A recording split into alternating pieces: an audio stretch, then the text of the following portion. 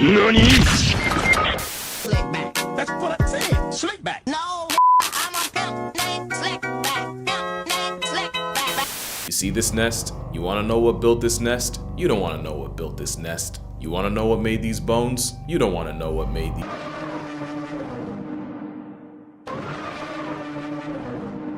This bird's a buckbeak-coated me to my mental stability. The harpy eagle is a homicidal hippogriff with the jungle census on its hit list. And a big reason is harpies having the largest claws of any bird. Not only do they have vice grip talons that could comfortably dap up a grizzly bear's paws, they say getting gripped by them is like getting caught in a Rottweiler's jaws. They're the national bird of Panama, but you finna be pantomiming once this Jurassic reject takes your breath.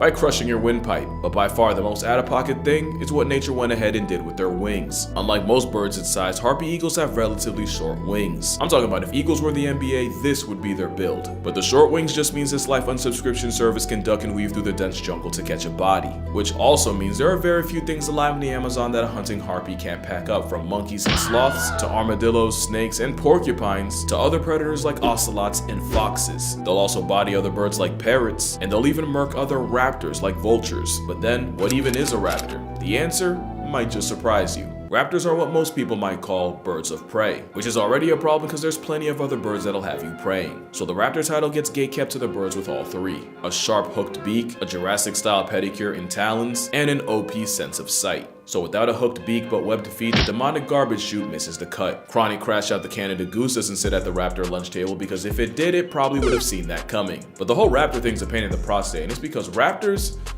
they're basically cats that can fly. You remember the cat video I made and how insanely convoluted the names got? Like how a black panther isn't actually an animal, a cat called a panther isn't actually a panther, a snow leopard is genetically closer to a tiger, and how a cougar pushing 220 ain't a big cat but a cat barely a $110 is. Raptors are low-key the same, where the name raptor doesn't describe a family or union, but like Black Panther, raptor is more like a description.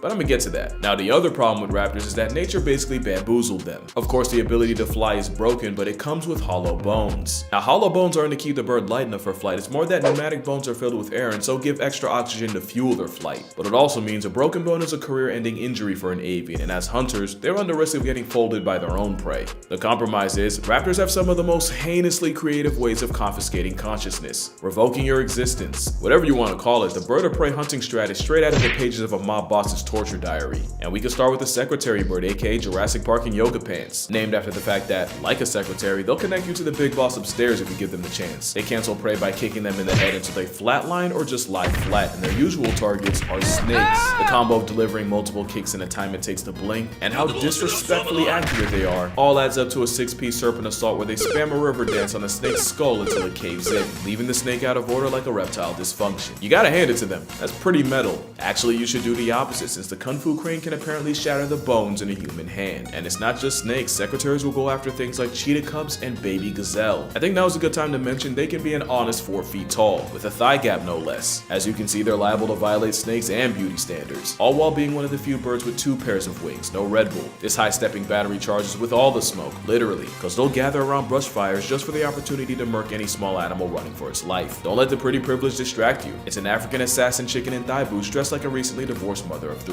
And they're not the only ones, because I'll be honest, I low-key forgot this bird existed. This is a Seriama. It's basically a Latin secretary bird, but the real family tree flexes they're the only living relatives of terror birds. Yes, those terror birds. They might be less vertically gifted at less than 2 feet tall, but instead of kicking, Seriamas rather body slam their prey to death. The dinosaur time forgot will grab prey and slam them into the ground or against a rock repeatedly. They'll spam suplex as many times as it takes for the bones to break. And if you're too big for all that, they'll use the same sickle claw their prehistoric cousins used to hold down prey and disembowel it alive. So if you get targeted by a Seriama, you'll either get the Hulk to Loki treatment, except from a travel-sized terror turkey, eviscerated and violated while pinned by a weaponized toenail, or just swallowed clean like a vorophile's wet dream. So far, we have a curb-stomping aggro bird and a mob boss build and terror bird final form.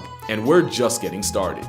This is a kite, and before you ask, this was named after the bird, not the other way around. A kite is like the forgotten little brother of eagles and hawks, and like a kite, they catch bodies by hovering above the ground and waiting for movement so they can swoop down and snatch it. I believe kiting is the expression. They're pretty cool. They grief many of the insects that make life slightly less worth living. The 17-year cicada parade is basically their Super Bowl. Like the secretary bird, they too will gather around grass fires, and any animal trying to run from the smoke gets ironically cooked. But Australian black kites take it a step felony by carrying burning twigs flakes and dropping them on patches of grass. An act of avian arson that got them another name: firehawks. Apparently this is nothing new, with records of them stealing brands from indigenous cooking fires and dropping them half a mile away. There have even been scientific records of them dropping bread into water to bait small fish, and if it wasn't for this clip, I probably wouldn't believe it. You'd think an aerial arsonist airdropping inferno in a country that has up to 60,000 wildfires a year would immediately get blacklisted. But no, black kites are protected because, once again, of course a felon with wings is above the law. They're also banned in Boston, but only because we all know Boston can't stand the heat. Now I have a whole video on owls, so I'm not going to talk too much about them. But this is the start of what I was talking about, because you'd normally expect a raptor to be related to other raptors. Instead, the owl's closest relative looks like a Muppet flashlight. Flashlight. What does that? Oh! Well, I can't say that.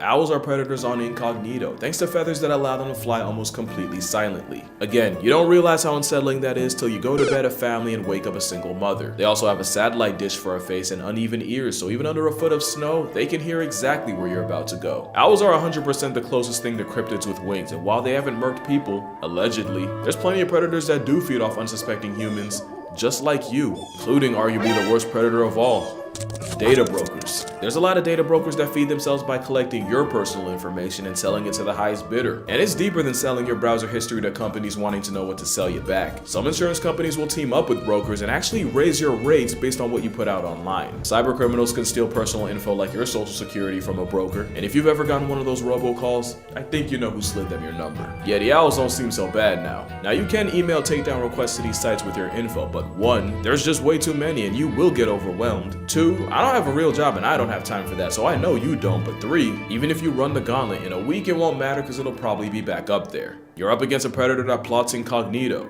so it's only right that you defend yourself with Incogni, because Incogni will scan the recesses of the internet for your personals and submit takedowns on your behalf. And if a company pushes back and refuses, because honestly, why wouldn't they? Incogni won't let up, and they'll keep checking to make sure you don't get put back in the system. And assuming you survive the aneurysm of finding out just how many people have your information, you can rest easy knowing Incogni basically puts you on a whitelist against predatory brokers. The number of victims of data breaches has gone up over 40% in the last few years, and if you don't want to be a statistic, make sure you go to incogni.com/casualgeo and use the code casualgeo for 60% off an annual plan to guard your private data. Because believe me, if you knew some of the places your info is right now, your head would spin. Kinda like, wait for it. Yeah, there it is. That's what it looks like to get folded by a falcon. You see, falcons are cool, but they're weaker than eagles and hawks, so instead they commit to the fastest hit and runs on Earth. Literally, the fastest. So falcons like the peregrine will start up high and dive, that's called the stoop, and once the flying derecho hits triple-digit miles per hour, they'll ball up their feet like a fist. So yeah, they really do falcon punch their prey in the past tense. Didn't even give them time to duck. Not only that, but falcons also have a toenail tooth made specifically to snap spinal cords and send prey to the Lord like Sunday service, all while flying. The one-shot specialist has been known to snipe bald and golden eagles threatening their nest, and there was one time a snowy owl murked a falcon fledgling, so the mother falcon went and life-deprived the owl. There's a lot of ways falcons are built for speed, but the biggest flex is that they have the fastest processing speed of any animal alive. Compared to us, they see the world in slow motion. Falcons are dope, but because of them we have to address the whole raptor thing again. Because instead of hawks, eagles, or any other bird of prey, the missile with wings is most related to parrots. So again, raptor isn't a family name, most of them aren't even closely related. But there are a lot of falcons, like the American kestrel. I like them because they're pretty. Small. The colorway ain't bad either. They also factory reset prey by stabbing them in the back of the head with that tooth, but you can't deny this psychopath's cute. The black-thighed falconet is the smallest bird of prey in the weight class of a sparrow, yet they also find a way to pack up other birds. The pygmy falcon is a nest pirate that often shacks up in the homes of weaver birds. Normally it's a good gig with the pygmies clearing out snakes and lizards, but sometimes they'll switch up and kill their weaver bird roommates, so there's that. But there's another falcon that might just be the biggest bird off of all, and it might also be the most underrated. Next to bad is the caracara. The caracara is a black Air Force parrot. Unlike every other falcon, they'd rather handle business on the ground. They live on honey badger timing, since they'll pull up to a carcass and bully bigger vultures out the way. The crested caracara is a special kind of klepto. They'll straight up mob other birds like pelicans and press them into vomiting their lunch so they can have it. Striated caracaras in the Falklands are a Pennywise level threat to minor safety. You know, raptor comes from the Latin word to seize or take by force. That's what this avian Amber Alert lives by. Caracaras will also link up with each other and form gangs and have honest to God turf wars. Even back in the day, they were on Darwin's radar. In 1830, he mentioned how curious they were, but also how annoying it was to live around a bird that'll steal anything that isn't nailed down. Turns out this affiliated delinquent of a bird is low-key the gifted student of the raptor class, and is even smart enough to solve puzzles for fun. Basically, caracaras are if the peregrine falcon and the secretary bird had a baby, but it was adopted and raised by crows and tutored by the key on weekends. Just an overall underrated menace of a dinosaur, but also a hyper-intelligent, talented opportunist. Actually, I take that back. Vultures might be the most underrated. People assume something with the feeding habits of a casket is a pushover, and they do get their cookies taken by other raptors. But vultures very much can be about that life too, especially since black vultures often won't wait for an animal to expire. They'll put weak, sick, or young animals on a shirt. Some farmers know all too well. Sometimes they'll wait for a cow to give birth just to jump the newborn and return to sender. Sometimes they won't even wait and they'll move on a cow in labor and act like the world's most malicious midwives. Getting violated by vultures means eyes gouged out, tongue torn off, and they'll even break through the back door. Basically the booty warrior of birds, but unlike boondocks, this one's protected by law. From a surgical psychopath to a scavenger. Yet a bearded vulture eats almost nothing but bones, and they've even been known to swallow ones nearly a foot long. But once in a while they'll go after the living, sometimes in the form of airdropping a tortoise hundreds of feet to feed on the insides like a piñata. You know, mountain climbers were so spiritually disturbed by the beardy, they called it the bird of Satan. To be fair, they have a sclera ring around their eyes that fills with blood when stressed and makes their eyes turn bloodshot when running a fade. The Grim Reaper's War King with a whole Sharingan activated. I don't blame him, that is demonic character design. Also, a bearded vulture allegedly murked a man with a turtle shell to the head like Mario Kart, which sounds fake, but keep in mind, there's a woman walking around with scars from breaking a porcupine's fall. RNG can be a real ass. All that, and you still can't show me a bird with the harpy eagle's aura. We already mentioned the life-canceling claws that could probably crush your skull, which is why harpy eagles have a prey list of over 116 species. And that includes putting other raptors like Seriamas and vultures on shirts. Don't think for one second nature came out with this and stopped there. The African crowned eagle is basically the harpy of the motherland. Same survival-revoking claws, and same short wings to make it a menace to monkey kind. And they're the only raptor to allegedly see people as prey, with reports of human child remains in nests and the infamous tongue child believed to have been packed up by an African crown. Honestly, any continent outside of Penguin Land has at least one of these eagles. Australian wedgetails go after kangaroos and dingoes, and their territory lit up to fade $1,000 drone on site. There was one time a wedgie fought a helicopter and won, past tensing a pilot in the process. RIP. The North American golden eagle has a hit list of prey in the 400s. But really their claim to fame is how they'll give goats a first-class flight to the gulag with no return trip. I'm sorry, this is so disrespectful. Look at this animation. He gave him an NPC death, gave him nothing but time to reflect. There's the Philippine eagle, which honestly mogs the out of everyone for no reason. But there might not be a bigger flex than the stellar sea eagle. You know, if this wasn't on camera, nobody'd ever believe you. It's one of the heaviest eagles on Earth with an 8-foot wingspan. It's an oppressive force in Featherface that's apparently been seen carting off seals. Clearly the meteor told them to take a sick day, cause dog, you're not telling me that's not a dinosaur. And low-key, they might go the same way. For all the harpy hate I was talking, there's no recorded case of a harpy eagle killing or even attacking a human. In fact, it's them not being afraid of humans that can get them put on a shirt by poachers. Add habitat destruction, and if raptors like them aren't endangered, they're at least in danger of being endangered. Which is why you got places like the Raptor Trust in Millington, New Jersey, looking after all kinds of birds from Ollie the kestrel to Virgil the turkey vulture. They got couples too, like Mariah and Thor the golden eagles. They're mad cute together. And of course, the symbol of America, Colonel and Uno. Uno because of the whole one wing thing. And even though they're technically not raptors, I even met Ray the Raven. You know what's crazy? He's in a cage, and he's in a relationship with another wild raven. Like, he'll even sneak food between the bars of his cage for her. You know what's crazier?